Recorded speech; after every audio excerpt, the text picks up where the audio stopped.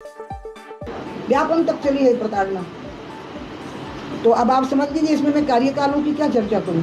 मैंने आपको स्पष्ट बता दिया है 2005 से लेकर 2013 तक, उसके पहले 90 से 92 तक कौन था और कौन नहीं था उसको देख लीजिए। 5 के एंड से मतलब 6 के एंड से एक प्रकार से।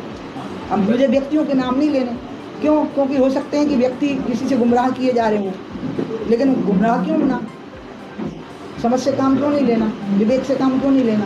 मैं ये भी नहीं कहूँगी कि गुमराह लोग बहुत भोले थे। भारतीय जनता पार्टी की तेज तर्रार और चर्चित नेता उमा भारती ने भोपाल में कई मुद्दों पर खुलकर अपनी राय रखी है।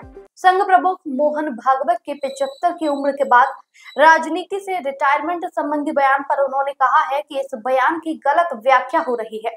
उन्होंने ये स्पष्ट किया है कि राजनीति एक ऐसा पेशा है जिसमें कोई रिटायरमेंट नहीं होता। उमा भारती ने अपने पुराने दिनों को याद करते हुए दावा किया है कि उन्हें और उनके परिवार को हर सरकार के दौर में प्रताड़ित किया गया।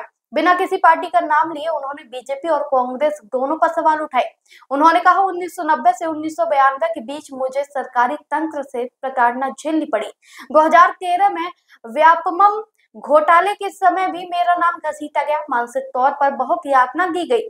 उन्होंने जांच एजेंसियों के कामकाज पर भी सवाल उठाए और कहा कि सीबीआई को यह साफ करना चाहिए कि उनका नाम व्यापमं घोटाले से क्यों जोड़ा गया। उन्होंने ये भी पूछा कहीं उनके नाम की आड़ में असली दोषियों को नहीं बचाया गया। उमा भारती ने यह भी घोषणा की है कि अब वे अपने परिवार से पूरी तरह अलग हो रही हैं और गंगा शुद्धिकरण, गौ संरक्षण और शराबबंदी जैसे मुद्दों पर संघर्ष जारी रखेंगी। उन्होंने इन मुद्दों को अपनी प्राथमिकता बताया है। व्यापन तक चली है प्रताड़ना। तो अब आप समझ लीजिए इसमें मैं कार्यकालों की क्या चर्चा करूं। मैंने आपको स्पष्ट बता दिया है 2005 से लेकर 2013 तक, उसके पहले 90 से 92 तक कौन था और कौन नहीं था उसको देख लीजिए। 5 के एंड से मतलब 6 के एंड से एक प्रकार से।